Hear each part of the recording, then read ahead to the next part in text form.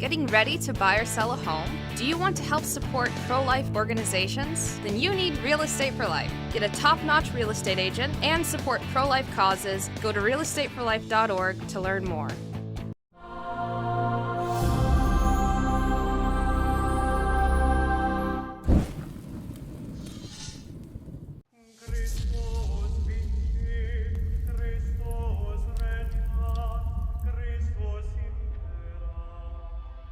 In the name of the Father, the Son, and the Holy Spirit. Amen.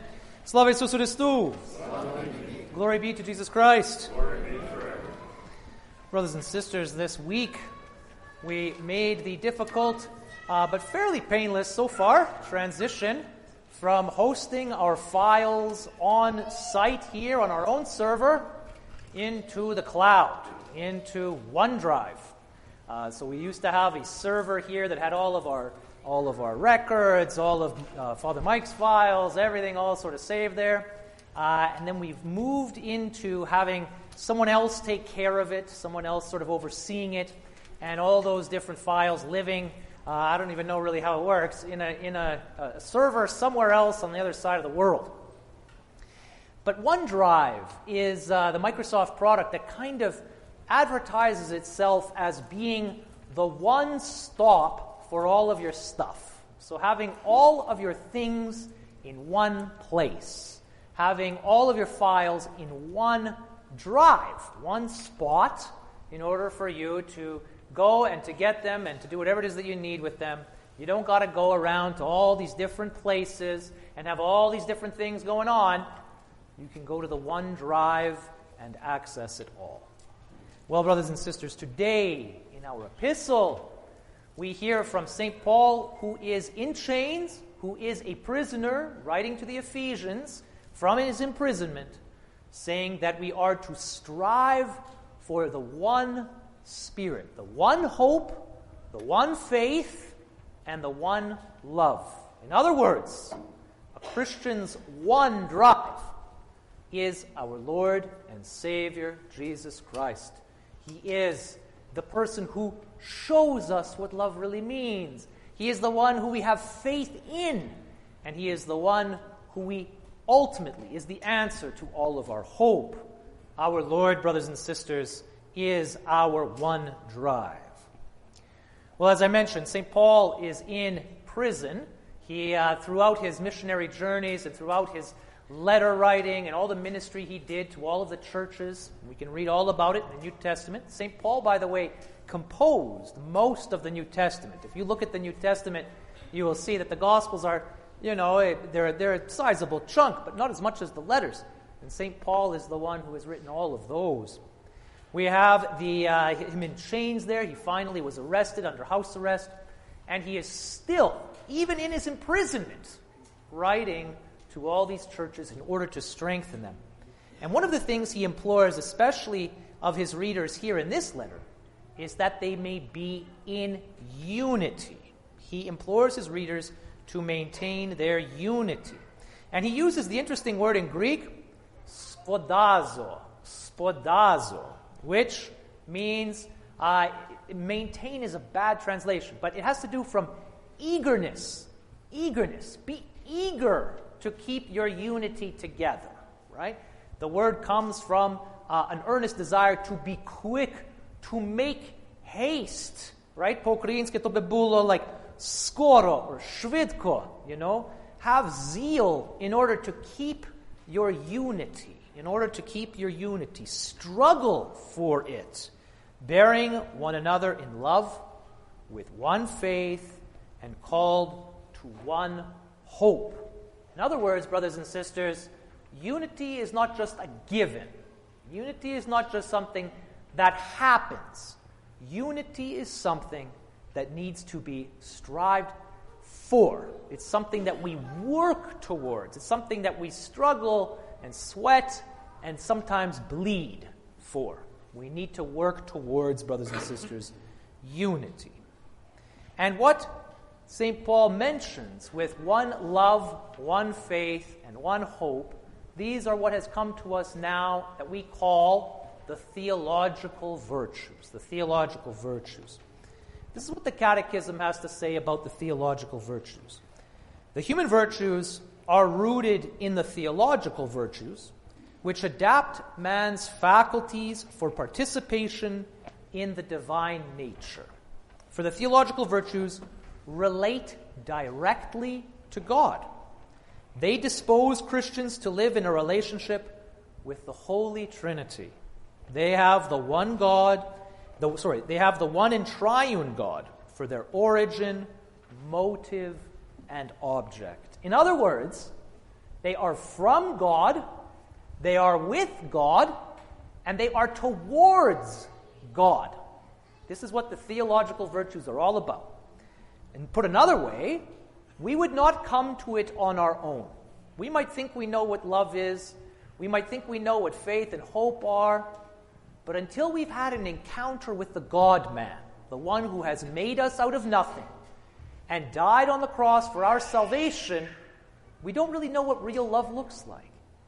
Faith, hope, and love, in their true sense, are revealed to us. We couldn't get there on our own. We might be courageous on our own. We might be prudent on our own. We might even be generous to a certain extent on our own. But we don't come to the real truth of those things unless the Lord reveals himself to us. And we see this written large in the parable that we read today. There's absolutely no reason for the Samaritan to come to this beat-up Jewish man on the side of the road. The people reading this or hearing this for the first time from our Lord would have said in their hearts, "Oh, I know who the good guy is in this story. Here comes the priest. He's going to help them. Here comes the Levite. This man is going to be saved." And then there was a Samaritan that came down that road. Oh my goodness, he's going to finish him off. But instead, brothers and sisters, it's the person they least expected to be that man's Savior. To be that man's Savior. We see that the Good Samaritan acts spoudazō, with eagerness. He goes quickly and with haste to make sure that that man who is beat up on the side of the road is taken care of and his life may be saved. Our Lord turns basically to this Pharisee, this scribe who asks, "What do I got to do?" right? And says, if a Samaritan can be your neighbor, anyone and everyone can be your neighbor. That, brothers and sisters, is what unity looks like. It's not that they, have the same preferences. It's that they are united under one God, the Father, Son, and Holy Spirit. This is the point of what we see today. And so, brothers and sisters, what are the factors that undermine that type of unity that we are called to strive for? What are the factors that get in the way of making sure we can remain one body in Christ? I would propose 3. The first one is pride. Pride. In Milton's Paradise Lost, we have the evil one, Lucifer, and his penchant is, "I will not serve. I will not serve." That's what the devil says. "I will not serve." And if we take a look at that short phrase, the worst part of that phrase is not the not, or the not serve even. It's the I. I will not serve. Right? The focus is me. Or another way we think about it, St. Paul is talking about the Holy Trinity, faith, hope, and love, Father, Son, and Holy Spirit. Well, here in this phrase, "I will not serve," we have the worship of the Unholy Trinity. Me, myself, and I. Me, myself, and I. The Unholy Trinity. A refusal to accept the mission. That's the first thing that undermines that unity, brothers and sisters. Our own pride. Insisting on our own way.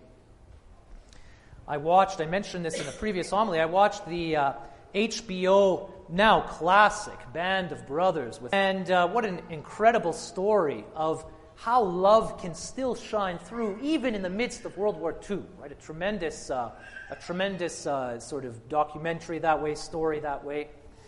band of brothers. But in that story, there was a captain, someone who was in charge of basically the whole training operation, who really had it out for one of his subordinates, one of his sergeants.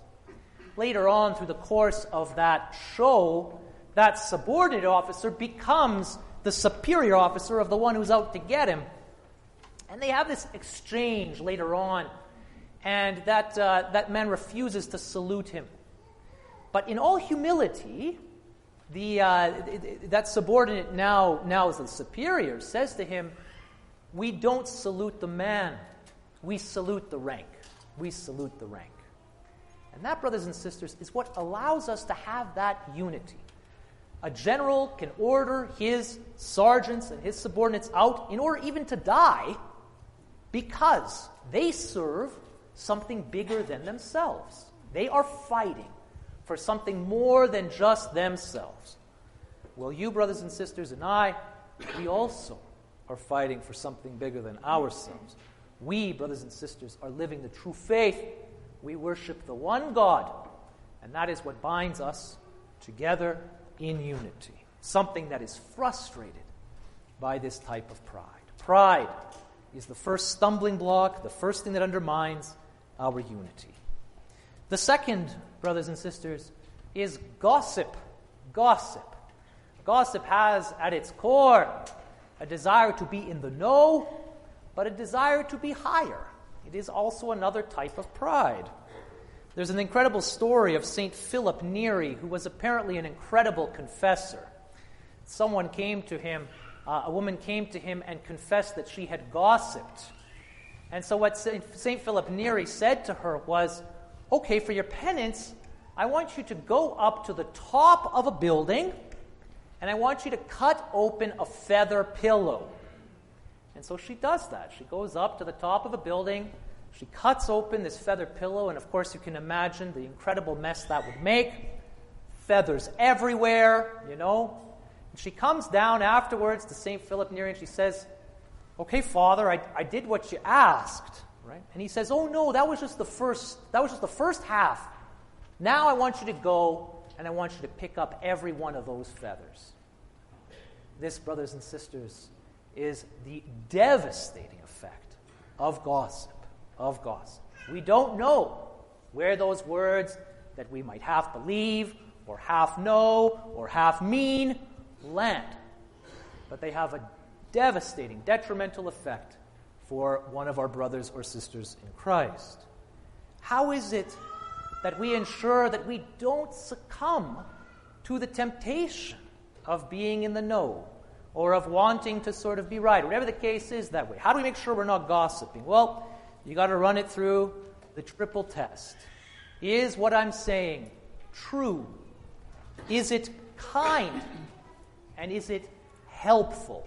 Those are the three things. If we honestly know that it's true, what we're saying, if it is delivered in a spirit of kindness, and if it is helpful to the situation, well then, brothers and sisters, we're not gossiping. But we have to be extremely careful. If we find ourselves in a group of people who are scapegoating, essentially commiserating about someone who we don't like, one of the sure ways of throwing a wrench in that plan is changing it and saying, "You know what, I really like X, Y, and Z about him, though." Or, "What I really appreciate about her, though, is this." And then all of a sudden, you lose your taste for wanting to scapegoat. Pride, gossip, brothers and sisters. And finally, the third one is a lack of charity and a lack of clarity. We need, brothers and sisters, to give our brothers and sisters the benefit of the doubt. How often do we not know exactly what the other person means? More importantly, how often do we not want to know what the other person really means? Right? Instead, we just want to respond. Instead, we just want to have our own way. In order for there to be any true dialogue, any true unity, any true peace, we have to be willing to meet that person where they are at, honestly and in all truth. It's essential.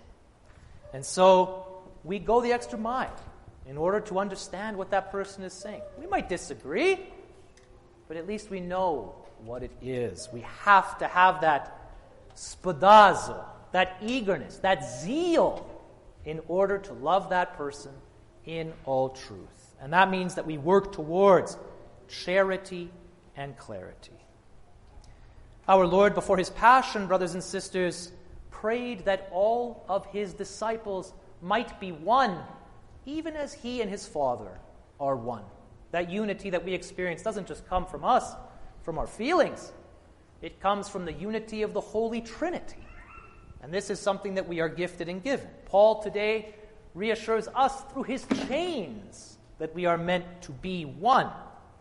The word Catholic in the name of our church means according to the whole, all of us, the full meal deal, everybody, called to unity in that special way, one faith, one hope, and one love. And this is not something that just happens automatically. It is not something that is simply a given. The Good Samaritan today shows us that we need to have that spoudazō, that zeal, that haste, that desire to truly sacrifice in order that we may be one. And our response to him is not to include Jesus among all these other things in our lives and kind of try to fit him in, but instead to recognize our Lord as the one love, the one faith, and the one hope of our life. Then, brothers and sisters, he will be the one driving us. He will be our OneDrive. As I mentioned at the beginning of this homily, he will be the one who unites us all into his one body. In the name of the Father, the Son, and the Holy Spirit. Amen. Slava Iesusu Christu! Glory be to Jesus Christ.